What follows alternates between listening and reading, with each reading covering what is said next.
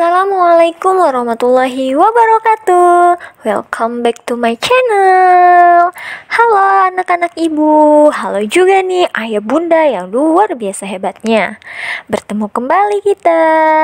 Hari ini kalian akan belajar bersama Ibu Via ya. Sudah lama ya kita tidak berjumpa. Apakah kalian rindu? Ibu juga rindu dengan kalian. Nah, hari ini merupakan hari pertama kita daring di semester 2 ini.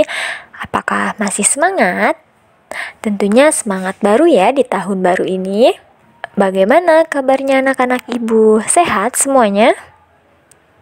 Alhamdulillah. Semoga semuanya selalu diberi kesehatan ya. Dan semoga ya bundanya juga sehat selalu. Dan selalu diberi kemudahan dalam menjalankan aktivitasnya. Jangan lupa untuk jaga kesehatannya ya. Nah, sebelum kita belajar, seperti biasa, kita awali dengan berdoa dulu yuk, agar diberi kemudahan serta kelancaran dalam menerima ilmu yang akan kalian terima. Berdoa dimulai. Berdoa selesai. Alhamdulillah jika semuanya sudah berdoa, jadi kita bisa mulai pembelajaran pada malam ini.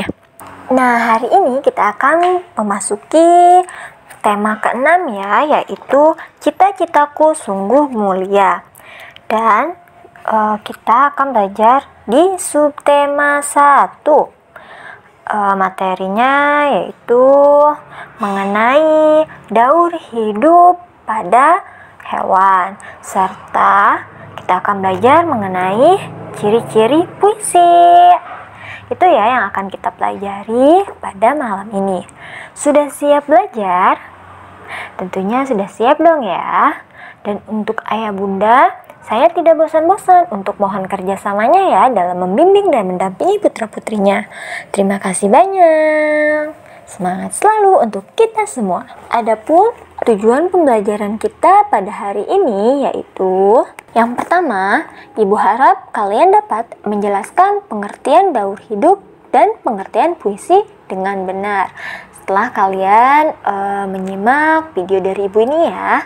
Kemudian yang kedua, kalian dapat menyebutkan daur hidup hewan yang mengalami metamorfosis dan daur hidup hewan yang tanpa mengalami metamorfosis. Yang ketiga, Ibu harap kalian dapat menggambarkan salah satu daur hidup hewan ya dengan penuh tanggung jawab. Dan yang keempat, Ibu harap kalian dapat menyebutkan ciri dan unsur puisi dengan baik. Itulah tujuan pembelajaran kita untuk hari ini ya. Sudah siap belajar dong ya? Mari kita simak baik-baik penjelasan Ibu ya berikut ini. Selamat belajar dan semangat selalu anak-anak hebat.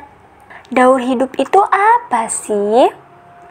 Nah, daur hidup atau siklus hidup merupakan proses pertumbuhan makhluk hidup dari lahir atau menetas nih hingga menjadi dewasa. Nah, daur hidup hewan berdasarkan proses perubahan bentuk tubuhnya dapat dibagi menjadi dua loh. Apa saja itu? Yang pertama, daur hidup tanpa metamorfosis, dan yang kedua, daur hidup dengan metamorfosis. Ibu, metamorfosis itu apa sih? Ada yang tahu? Ya, betul sekali. Metamorfosis adalah perubahan bentuk hewan secara bertahap setelah kelahiran atau penetasan hingga dewasa. Nah, metamorfosis itu dibagi lagi menjadi dua. Ada metamorfosis sempurna dan ada metamorfosis tidak sempurna. Nah, sekarang Ibu akan menjelaskan daur hidup hewan tanpa metamorfosis. Nah, daur hidup hewan tanpa metamorfosis adalah daur hidup hewan yang diawali dari lahirnya atau menetasnya hewan baru yang bentuk tubuhnya itu sama dengan bentuk tubuh induknya. Pada daur hidup tanpa metamorfosis, hewan hanya mengalami perubahan ukuran tubuh namun tidak mengalami perubahan bentuk. Nah, contoh daur hidup hewan tanpa metamorfosis yaitu ada pada kucing dan ayam. Nah, untuk kucing kan pertama anak kucing terlebih dahulu ya. Terus menjadi kucing muda, kemudian tumbuh menjadi kucing dewasa. Lalu kucing dewasa melahirkan anak kucing. Begitulah siklus hidupnya. Sedangkan untuk ayam, pertama kan telur ya. Nah, telurnya itu menetas sehingga menjadi anak ayam. Kemudian anak ayam itu tumbuh menjadi ayam dewasa. Sehingga ayam dewasa bertelur kembali. Jadi itulah siklus hidup hewan kucing dan ayam.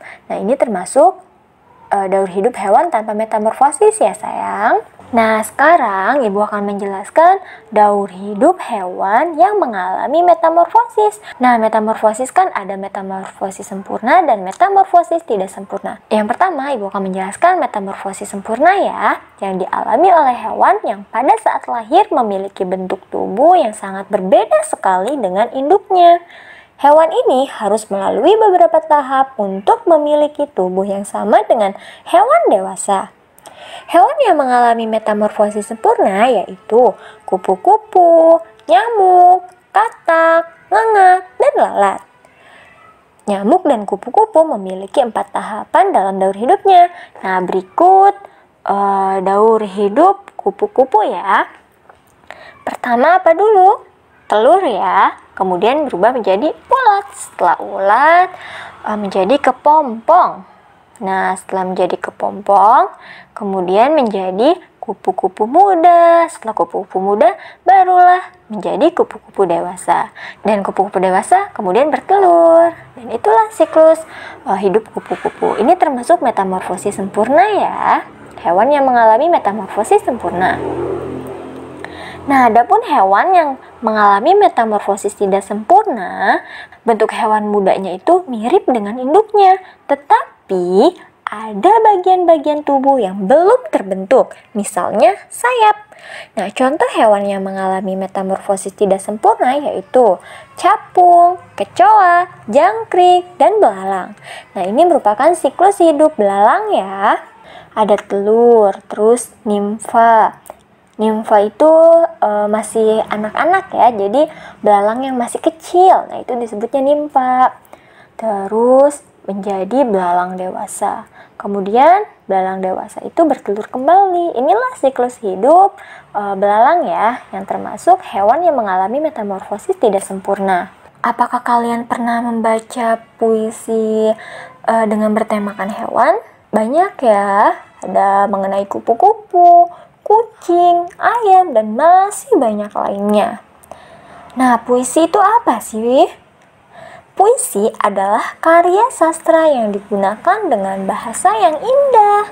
Puisi terdiri atas baris-baris puisi. Baris-baris puisi terkumpul menjadi bait puisi. Nah, ini ada contoh puisi Kupu-kupu yang Indah karya Raihandi. Nah, bisa dibaca ya. Nah, pertama, ini merupakan baris pertama.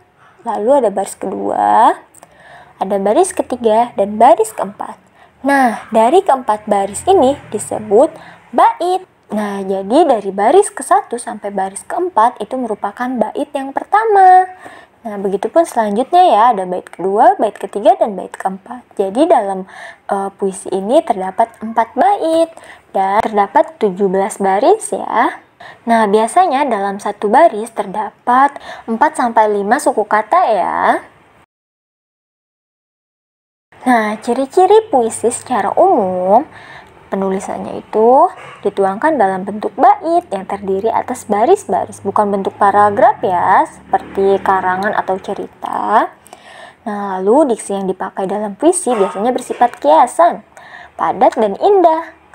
Kemudian, penggunaan majas sangat dominan dalam bahasa puisi, serta pemilihan diksi yang digunakan mempertimbangkan adanya rima dan persajakan. Nah, dalam puisi, setting, alur, dan tokoh tidak begitu ditonjolkan dalam pengungkapkan. Berbeda dengan sebuah cerita ya. Nah, di sini ada puisi lama dan puisi baru. Nah, adapun ciri-ciri puisi lama, nah pengarangnya itu tidak diketahui.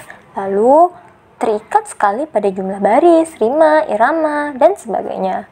Dan memiliki gaya bahasa yang statis atau tetap, Terus merupakan sastra lisan karena disampaikan dan diajarkan dari mulut ke mulut. Sedangkan ciri-ciri puisi baru, pengarangnya itu pasti diketahui. Nah, tidak terikat jumlah baris, rima dan iramanya. Dan mempunyai gaya bahasa yang dinamis atau berubah-ubah. Lebih menggunakan sajak syair atau pola pantun. Terus biasanya berbentuk 4 seuntai ya.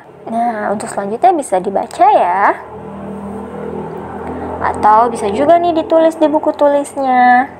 Adapun untuk unsur puisi yaitu ada 4. Yang pertama ada diksi, majas, rima, dan citraan atau imajinasi. Nah, diksi itu pilihan kata yang pas dan selaras dalam puisi. Sedangkan majas satu gaya bahasa yang berbentuk kiasan. Rima atau unsur bunyi itu bisa juga disebut sebagai sajak. Dan citraan dipakai untuk memancing imajinasi dari pembaca. Itulah mengenai daur hidup pada hewan serta ciri-ciri pada puisi ya. Bagaimana sayang dengan materi hari ini? Apakah menarik? Apakah menyenangkan? Apa yang sudah kalian dapat dari pembelajaran hari ini? Banyak ya yang sudah kalian dapat tentunya. Jika kalian belum memahaminya, boleh kalian simak kembali videonya atau tanyakan langsung ya ke ibu guru. Adapun tugasnya, coba kalian buka halaman 20. Nah, di sana ada sebuah kolom. Ada 2 kolom ya. Yaitu yang pertama, contoh hewan yang mengalami metamorfosis sempurna. Nah, kalian tulis apa saja itu. Lalu yang kedua, contoh hewan yang mengalami metamorfosis tidak sempurna. Sebutkan ya di situ, tuliskan. Dan satu lagi, kalian buat kolom ya di bawahnya atau langsung tulis saja. Nomor 3, contoh hewan yang tanpa mengalami metamorfosis. Oke sayang? Itu yang pertama ya, tugas yang pertama. Yang kedua, kalian gambarkan salah satu daur hidup hewan. Misalkan daur hidup hewan tanpa mengalami metamorfosis. Contohnya kucing. Nah, kalian gambarkan pertama dari anak kucingnya, terus kucing dewasa. Nah, itu ya, itu contohnya. Jadi kalian gambarkan. Di mana Bu gambarnya? Kalian boleh gambarkan di buku tulis, buku gambar, HVS, karton, boleh ya. Boleh diwarnai agar lebih menarik. Pokoknya sekreatif mungkin. Oke, sayang? Selamat mengerjakan, semangat selalu. Jika masih ada yang belum dipahami, silahkan tanyakan ya. Nah, kesimpulan pada materi hari ini bahwa daur hidup atau siklus hidup merupakan proses pertumbuhan makhluk hidup dari lahir atau menetas hingga dewasa. Daur hidup hewan berdasarkan proses perubahan bentuk tubuhnya dapat dibagi menjadi 2, yaitu daur hidup tanpa metamorfosis dan daur hidup dengan metamorfosis. Lalu, puisi adalah karya sastra yang digunakan dengan bahasa yang sangat indah. Puisi terdiri atas baris-baris puisi. Nah, ciri puisi lama biasanya tidak diketahui pengarangnya, sedangkan puisi baru diketahui nama penulisnya atau pengarangnya ya. Adapun pesan dari ibu, kita kan sesama makhluk hidup, makhluk ciptaan Tuhan nih. Mari yuk kita bersama-sama saling menyayangi semua makhluk hidup yang ada di bumi ini ya, baik hewan, tumbuhan, atau sesama makhluk hidup lainnya. Oke sayang? Mungkin cukup sekian yang dapat ibu sampaikan, kurang dan lebihnya mohon maaf ya, semoga bermanfaat. Jangan lupa pembiasaan baiknya untuk selalu dikerjakan ya. Kurang dan lebihnya mohon maaf. Wabillahi taufiq wal hidayah. Wassalamualaikum warahmatullahi wabarakatuh. Sampai bertemu di video selanjutnya. Bye bye. Terima kasih ya untuk ayah bunda atas kerjasamanya. Terima kasih juga anak-anak hebat atas semangatnya.